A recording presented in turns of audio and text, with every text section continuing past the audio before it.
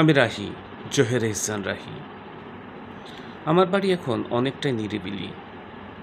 সংস্থার যে বড় অনুষ্ঠান হবে তার সব কাজ প্রায় সম্পূর্ণ, শুধু সময়ের অপেক্ষা। সায়রার থাকার ব্যবস্থা করেছি নিচ তলায়, ভাইয়ার বাড়ি।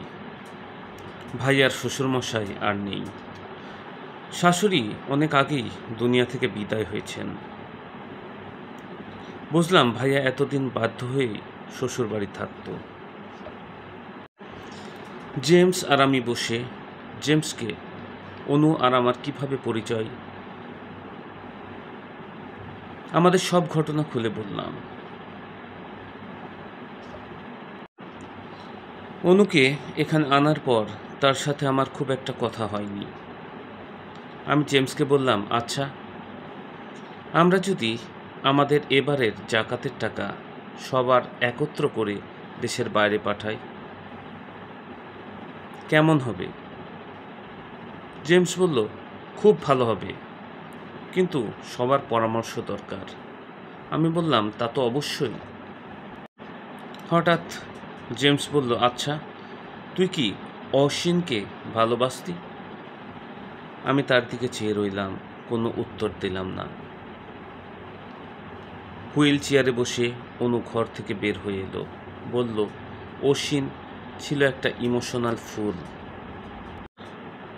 জেমস বলল, দাঁড়াও দাঁড়াও, তোমার দোলাভাইয়ের মুখ থেকে শুনি। অনু অবাক হয়ে বলল, দোলাভাই মানে?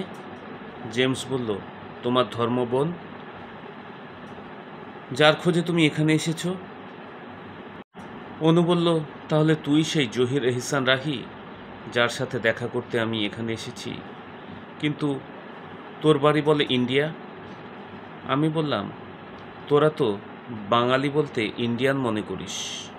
আমি অনুকে জিজ্ঞাসা করলাম, তোর জেল হয়েছিল, কিন্তু 2 মাস পরে তুই ছাড়া পেলি কি করে? আর আমার সাথে যোগাযোগ বন্ধ করে লুকিয়ে রইলি কেন? অনু বলল, আমি প্রতিজ্ঞাবদ্ধ ছিলাম।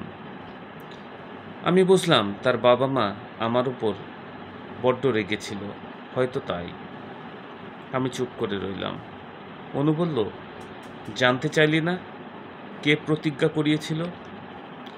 আমি তার দিকে চাইলাম।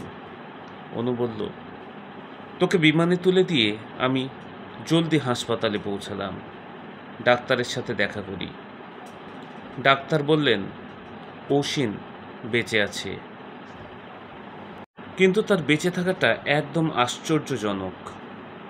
তার মুখের এক সাইড ড্যামেজ হয়ে গেছে, তার ব্রেনের একটি শিরায় রক্ত জমাট বেঁধে গেছে, সে যে কোনো মুহূর্তে মারা যেতে পারে।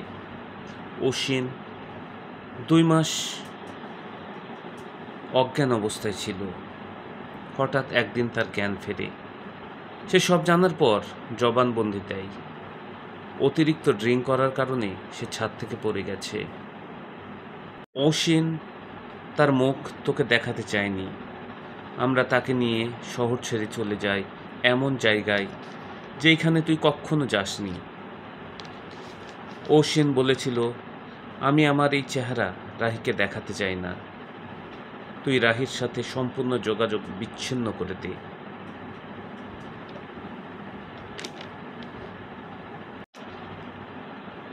প্রায় বছর 2 মাথায় অশ্বিন আমাদের ছেড়ে চলে যায়।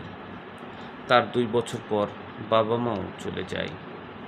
আমি একা হয়ে যাই। যখন তোকে আমার সবচেয়ে বেশি দরকার ছিল, ঠিক সেই সময় এক আশ্চর্যজনক ঘটনা ঘটে। পার্কে একা একা বসে আছি। হঠাৎ আমি অশ্বিনকে দেখলাম, এক মেয়ের হাত ধরে ধীরে ধীরে হেঁটে যাচ্ছে।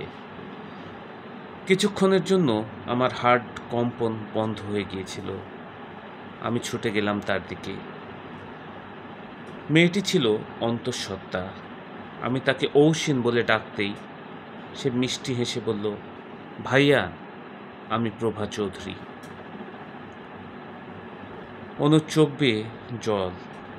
আমি উঠে তাকে জড়িয়ে ধরে বলি, তুই চুপ কর, আর বলতে হবে না। কিন্তু অনু বলেই চলল। বেশ ভালোই চলছিল। আমি একটি পরিবার পেয়ে গেলাম।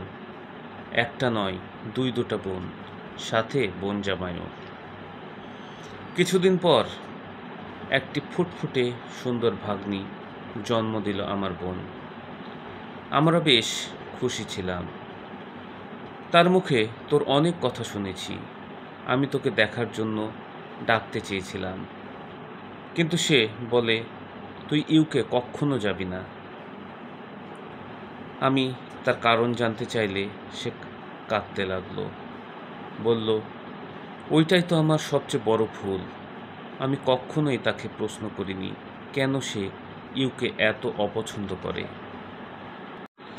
সে আমাকে বলল, তুই এক মহৎ কাজ করে চলেছিস, তাই সে তোর কাজের বাধা হতে চায় না বলে সে লুকিয়ে আছে এই দেশে, এইখানে। আমি তার কথায় বাধ্য হয়ে আর তোকে দেখার জেদ করিনি, তোর কোনো খোঁজও করিনি। হঠাৎ এক সড়ক দুর্ঘটনায় আমাদের ছোট বোন নিহত হয়। ছোট বোনের স্মৃতি তাকে খুব বিচলিত করছিল। আমি ভাবলাম সে কাজের ভিতরে থাকলে হয়তো ভালো লাগবে।